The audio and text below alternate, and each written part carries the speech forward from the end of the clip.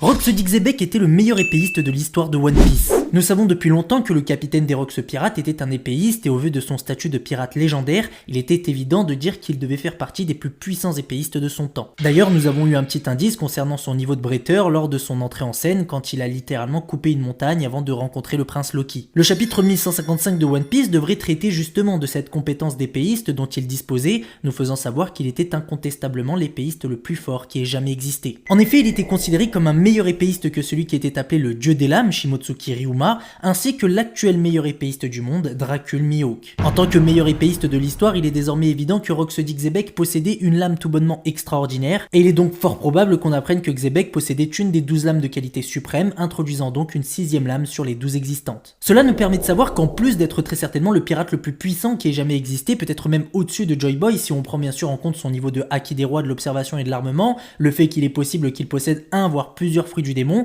et sans oublier son équipage qui a été le plus puissant ayant jamais existé, Xebec était aussi le plus grand épéiste de l'histoire de One Piece.